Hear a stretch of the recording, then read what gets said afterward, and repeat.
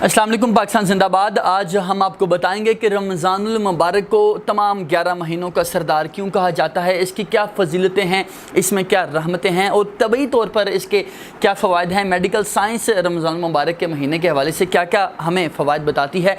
हम इस एक महीने में पूरे 11 माह के मामलात को कैसे बेहतर कर सकते हैं, जिस्मानी तौर पर कैसे फ़िट रह सकते हैं और हमें इसके क्या फ़वाइद मिल सकते हैं। हम बात करते हैं कि रोज़े के दौरान हमारे जिस्म का रद्द अमल क्या होता है और इस हवाले से ऐसे क्या दिलचस्प मालूमात हैं जो आपको पता होनी बहुत ज़रूरी हैं। सबसे पहले हम बात करते हैं पहले 2 रोज़ों के हवाले से। पहले ही दिन ब्लड शुगर लेवल गिरता है, यानी खून से चीनी के मज़र असरात का दर्जा इंतहाई कम हो जाता है। दिल की धड़कन सुस्त हो जाती है और खून का दबाव इंतहाई कम हो जाता है, यानी आपका बीपी गिरना शुरू हो जाता है। असाब जमा शुदा ग्लाइकोजन को आज़ाद कर देते हैं, जिसकी वजह से जिस्मानी कमजोरी का एहसास उजागर होना शुरू हो जाता है। जबकि इसके साथ साथ जहरीले मादों की सफाई के पहले मरहले में नतीजतन सर दर्द, चक्कर आना, मुंह का बदबूदार होना और जुबान पर मवाद के जमा होने जैसे अवामल आपके सामने आते हैं।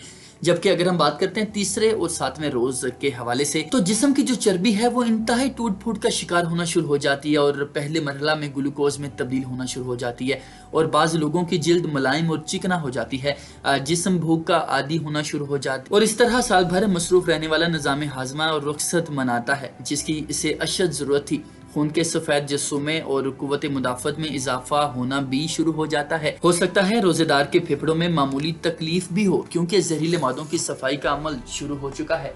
अंतड़ियों और कूलों की मरम्मत का काम भी शुरू हो चुका है। अंतड़ियों की दीवारों पर जमा शुदा मवाद ढीला होना शुरू हो जाता है। और अब बात कर लेते हैं 8वें से 15वें रोजे तक क्या मामलात होते हैं, इसके हमें तबई तौर पर क्या फ़वाइद होते हैं। आप पहले से तवाना महसूस होना शुरू हो जाएंगे, यकीनी तौर पर, दिमागी तौर पर भी, और चुस्त और हल्का महसूस खुद को करना शुरू कर देंगे। हो सकता है कि पुरानी चोट और जख्म महसूस होना शुरू हो, इसलिए कि अब आपका जिस्म अपने दफा के लिए पहले से ज्यादा फाल और मजबूत हो चुका है। जिस्म अपने मुर्दा या कैंसर शुदा सेल को खाना शुरू कर देता है, जिसे अमूमी हालात में केमियोथेरेपी के साथ मारने की कोशिश भी की जाती है। इसी वजह से खुलियात से पुरानी तकलीफ और दर्द का एहसास निस्बतन बढ़ जाता है। आसाब और टांगों में तनाव इस अमल का कुदरती नतीजा होता है। ये कुव्वत मुदाफ़त के जारी अमल की निशानी है। रोजाना नमक के गरारे असाबी कड़ाऊ का बेहतरीन इलाज माने जाते हैं। और अगर हम बात करें 16वें से 30वें रोजे तक, इन आखिरी अयाम में आपको क्या क्या तबई फायदे हो सकते हैं, तो जान लीजिए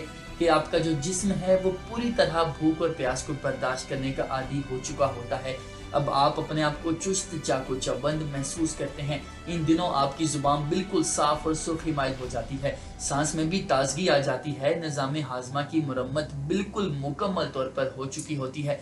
जिस्म से फालतू चर्बी और फासद मादों का खराज मुकम्मल हो चुका होता है। बदन अपनी पूरी ताकत के साथ अपने फराइज अदा करना शुरू कर देता है। 20 रोजों के बाद दिमाग और यादाश्त बिल्कुल तेज हो जाती है। तवज्जो और सोच को मरकूज करने की सलाहियत में भी एक खातिर खा इजाफा देखा जाता है। बिला शक बदन और रुख तीसरे अशरे की बरकत को भरपूर अंदाज से अदा करने के काबिल हो जाती हैं। अब आप देख लीजिए कि ये तो दुनिया का फायदा है जो बेशक हमारे खालिक हमारे ही भलाई के लिए हम पर फर्ज किया, मगर देखिए इसकी रहमत का अंदाज़े करीमाना कि इसके अहकाम मानने से दुनिया के साथ साथ हमारी आखिरत में भी संवारने का बेहतरीन बंदोबस्त मौजूद है। मज़ीद ऐसी वीडियोस के लिए हमारे चैनल को सब्सक्राइब कीजिए और नीचे दिए गए बेल आइकॉन पर क्लिक कीजिए, ताकि आपको इस तरह के मज़ीद इंटरेस्टिंग वीडियोज़ मिल सकें और आप हमारे चैनल से अपडेटेड रहें। शुक्रिया।